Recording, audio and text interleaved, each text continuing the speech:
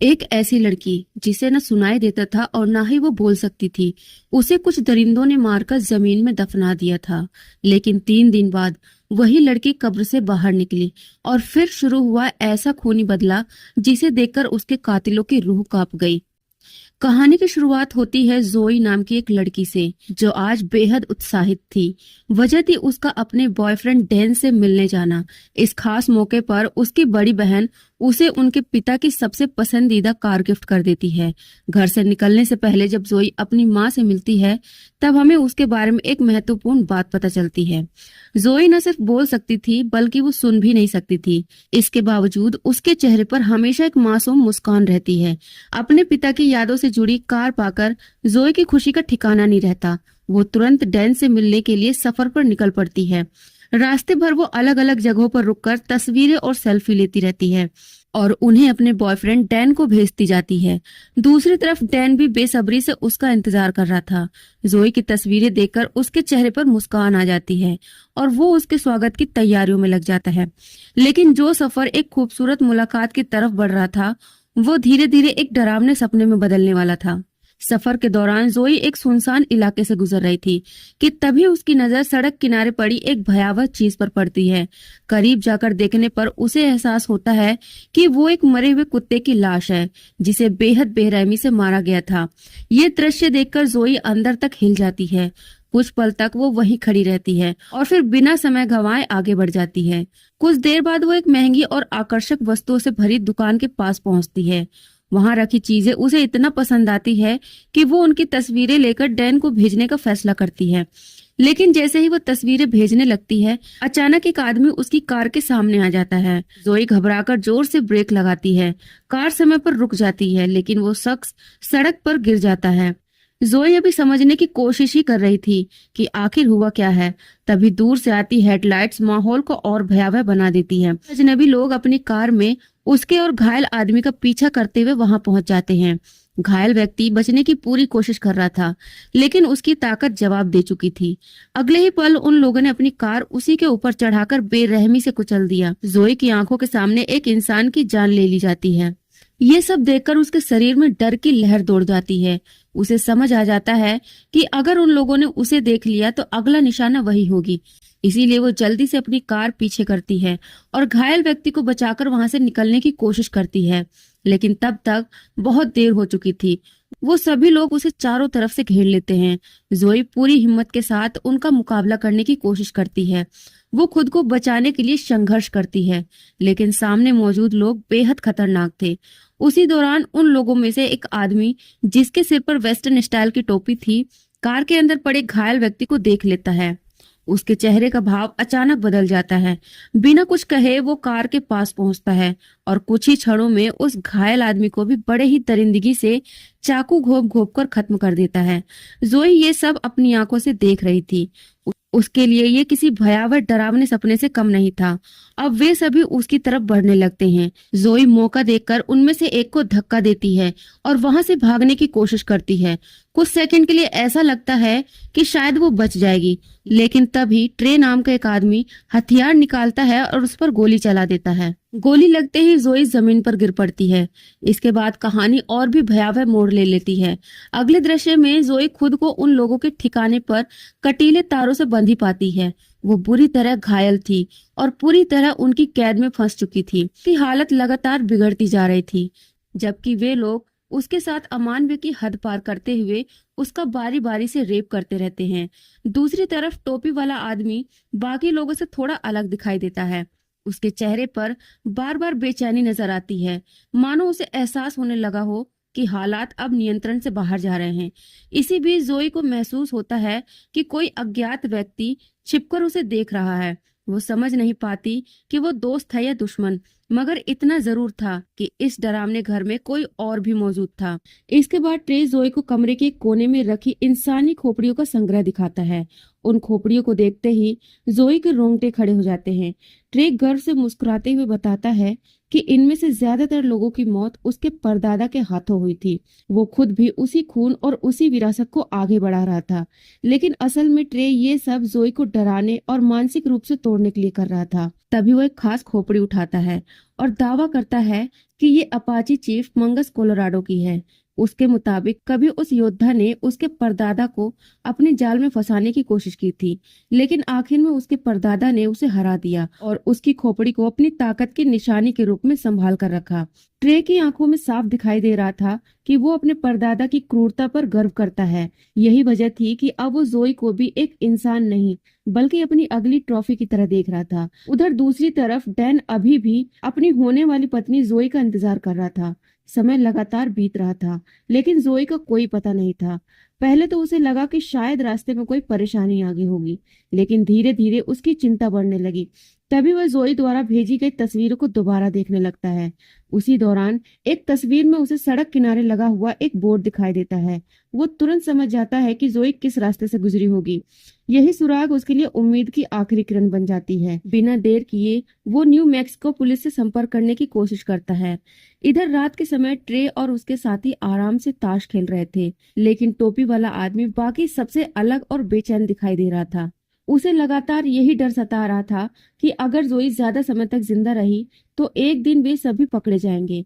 वो ट्रे को समझाने की कोशिश करता है कि ये मामला अब बहुत बड़ा हो चुका है। अगर लड़की की गुमशुदगी की खबर मीडिया तक पहुंच गई तो पुलिस हर जगह उनकी तलाश शुरू कर देगी। पहली बार कमरे में बैठे बाकी सभी लोगों के चेहरे पर भी डर दिखाई देने लगता है, लेकिन ट्रे अभी भी अपनी जिद पर अड़ा हुआ था।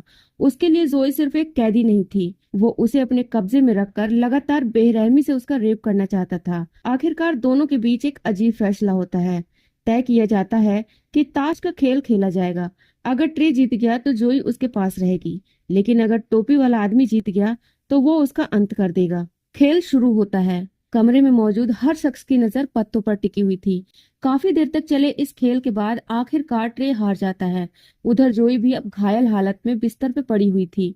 उसके शरीर में शायद ही कोई ऐसी जगह बची थी जहां चोट न लगी हो, लेकिन तभी उसकी आंखें खुलती है। उसे एहसास होता है कि अगर उसने अभी कोशिश नहीं की तो शायद कभी नहीं कर पाएगी। वो धीरे धीरे अपने हाथों को छुड़ाने लगती है।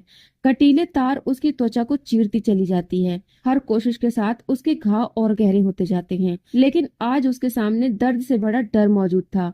आखिरकार वो खुद को आजाद करने में सफल हो जाती है। कुछ क्षणों के लिए ऐसा लगता है कि शायद उसकी किस्मत उसका साथ दे रही है, लेकिन तभी टोपी वाला आदमी उसे देख लेता है। वो तुरंत उसके पीछे दौड़ पड़ता है। जोई पूरी ताकत लगाकर भागने की कोशिश करती है, लेकिन अत्यधिक चोटों और खून बहने की वजह से उसका शरीर जवाब दे चुका था। कुछ ही देर में वो आदमी उसे पकड़ लेता है। इसके बाद जोई की जिंदगी की आखिरी उम्मीद भी खत्म हो जाती है। कुछ ही क्षणों के बाद सब कुछ शांत हो जाता है। उधर डैन न्यू मैक्सिको पहुंच जाता है। वो एक होटल में रुककर अगले दिन खुद तलाश शुरू करता है। इसी दौरान एक स्थानीय व्यक्ति अपने कुत्ते के साथ पहाड़ी इलाके में घूम रहा था। तभी उसके कुत्ते का ध्यान जमीन के एक हिस्से पर जाता है। जब वो वहां जाकर देखता है तो उसकी सांसें थम जाती है। मिट्टी के अंदर से एक इंसानी हाथ बाहर निकला हुआ था। यही वो जगह थी जहां जोई को दफनाया गया था। वो व्यक्ति तुरंत मिट्टी को हटाकर शव को बाहर निकालता है और उसे अपने घर ले जाता है। रात होते ही वो कुछ जड़ी बूटियों को पीसकर एक पेस्ट तैयार करता है। इसके बाद वो उस पेस्ट को जोई के घावों पर लगाना शुरू करता है। साथ ही वो रहस्यमयी मंत्रों का उच्चारण भी कर रहा था। तभी हमें पता चलता है कि ये साधारण इंसान नहीं बल्कि एक तांत्रिक था। जैसे जैसे अनुष्ठान आगे बढ़ता है उसे जोई के साथ हुई भयावह घटनाओं की झलकियां दिखाई देने लगती हैं, और फिर कुछ ऐसा होता है जिसकी किसी ने कल्पना भी नहीं की थी। जोई का निर्जीव शरीर अचानक प्रतिक्रिया देने लगता है। उसकी सांसें लौटने लगती हैं। कमरे का माहौल एकदम बदल जाता है। अगले ही पल उसका शरीर हवा में उठने लगता है, और जब वो अपनी आंखें खोलती है तो उसकी आंखों में अब इंसानों जैसी कोई चमक नहीं बची थी। वो पूरी तरह काली हो चुकी थी। यहीं से कहानी एक नए और कहीं ज्यादा खौफनाक मोड़ पर पहुंच जाती है। जोई की आत्मा के भीतर भड़क रहा गुस्सा अब नियंत्रण से बाहर हो जा रहा था। तांत्रिक को भी एहसास हो चुका था कि उसने जिस शक्ति को जगाया है वो उसकी कल्पना से कहीं ज्यादा खतरनाक है। कुछ ही क्षणों में हालात इतने बिगड़ जाते हैं कि तांत्रिक खुद उसकी पकड़ में आ जाता है, लेकिन इससे पहले कि सब कुछ खत्म हो वो किसी तरह उसे काबू में करके नीचे गिरा देता है।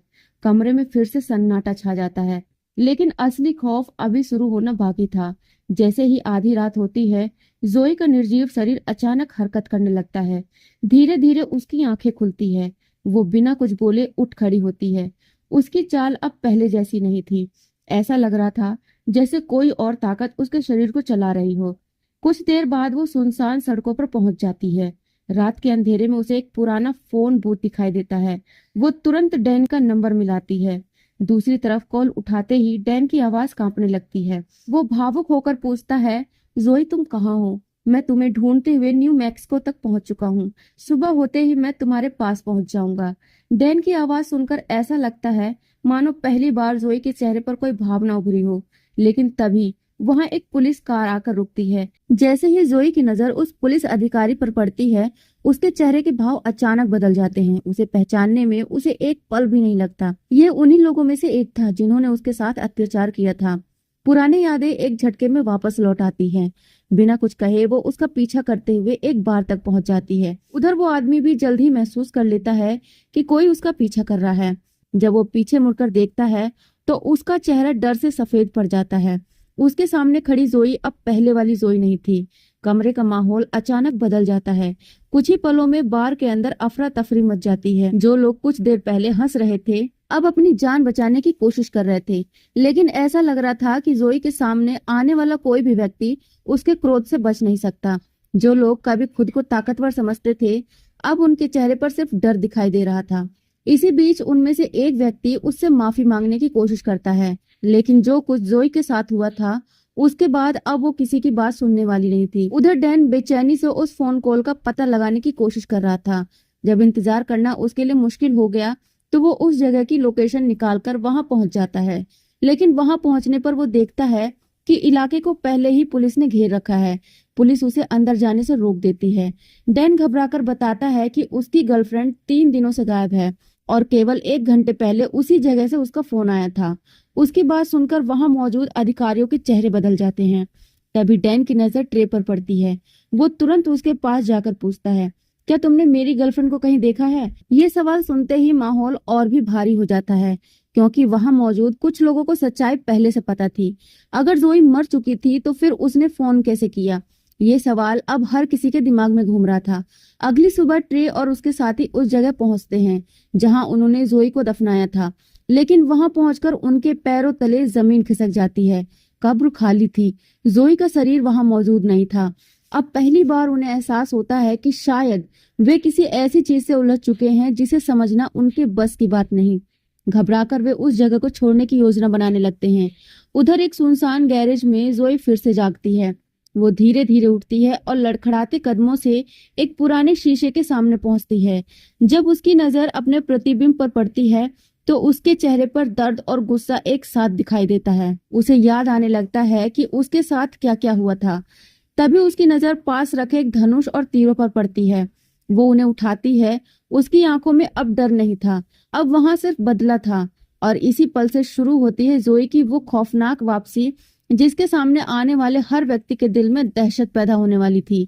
उधर ट्रे और उसके बाकी साथी जल्द से जल्द उस जगह को छोड़ने की तैयारी कर रहे थे। हर कोई अपने सामान को समेटने में लगा हुआ था, क्योंकि अब उन्हें यकीन होने लगा था कि कोई अनजानी ताकत उनका पीछा कर रही है। लेकिन उन्हें नहीं पता था कि खतरा उनसे कहीं ज्यादा करीब पहुंच चुका है। अचानक अंधेरे को चीरती हुई एक तीर जैसी आवाज सुनाई देती है। अगले ही पल ट्रे का एक साथी जमीन पर गिर पड़ता है। कुछ सेकंड पहले तक जो लोग भागने की योजना बना रहे थे अब उनके चेहरे पर खौफ दिखाई देने लगता है। उधर जोई अपने पहले शिकार को गिरते हुए देखती है। उसके अंदर धधक रही बदले की आग को कुछ पल के लिए सुकून जरूर मिलता है, लेकिन वो जानती थी कि उसका हिसाब अभी पूरा नहीं हुआ है। इसके बाद जोई सीधे उस तांत्रिक के पास पहुंचती है जिसने उसे दोबारा जीवन देने की कोशिश की थी। तांत्रिक उसे देखकर बिल्कुल भी हैरान नहीं होता, मानो वो पहले से जानता हो कि ये दिन आने वाला है। वो जोई को बताता है कि जब उसने उसे वापस जीवित करने का अनुष्ठान किया था उसी समय एक और आत्मा उसके शरीर से जुड़ गई थी। वो आत्मा थी अपाची योद्धा मंगस कोलोराडोस की। यही कारण था कि अब जोई सिर्फ एक साधारण इंसान नहीं थी। उसके भीतर 2 अधूरी कहानियों का दर्द और 2 आत्माओं का क्रोध मौजूद था। उधर दूसरी तरफ डैन पूरी तरह टूट चुका था। वो अकेला बैठा अपनी सगाई की अंगूठी को देख रहा था।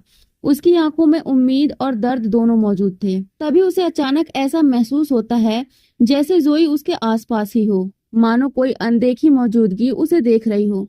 लेकिन इससे पहले कि वो कुछ समझ पाता, ट्रे उसे पकड़ लेता है। ट्रे का मकसद साफ था। उसे विश्वास था कि अगर डैन उसके कब्जे में होगा तो जोई खुद उसके सामने आने को मजबूर हो जाएगी।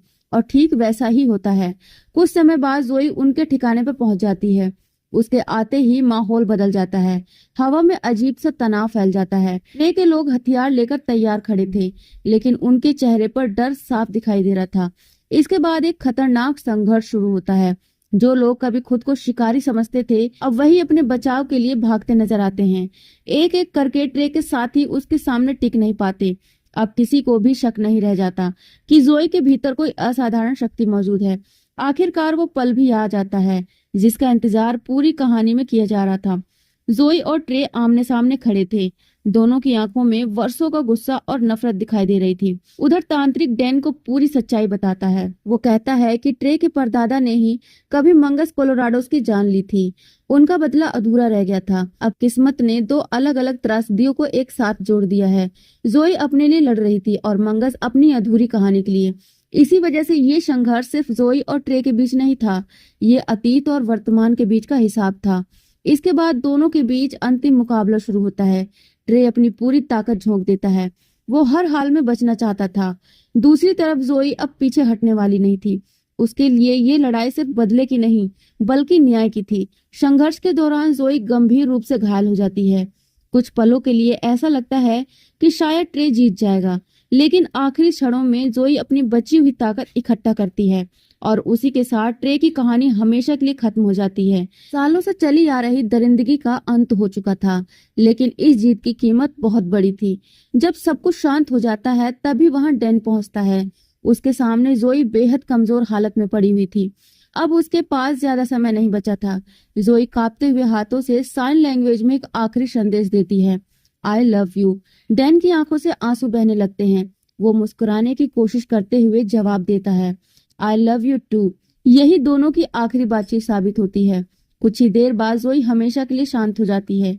इसके बाद डैन उसे सम्मान पूर्वक विदाई देता है। वो चाहता था कि जोई और मंगस दोनों आत्माओं को आखिरकार वो शांति मिल जाए जिसकी उन्हें इतने लंबे समय से तलाश थी।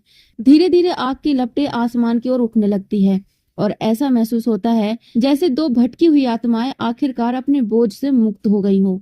आखिरी दृश्य में तांत्रिक डैन के पास आता है। वो शांत आवाज में कहता है, तुमने सही किया। कुछ आत्माओं को बदले से नहीं, मुक्ति से शांति मिलती है। डैन खामोशी से आसमान की ओर देखता है और कहीं दूर उसे ऐसा महसूस होता है जैसे जोई अब दर्द, डर और अंधेरे से बहुत दूर किसी बेहतर जगह पर उसका इंतजार कर रही हो। के साथ ये खौफनाक, दर्दनाक और बदले से भरी कहानी अपने अंत तक पहुंचती है। तो फ्रेंड्स, आपको ये मूवी कैसी लगी कमेंट करके जरूर बताइएगा। साथ ही साथ वीडियो को लाइक और शेयर जरूर करिए।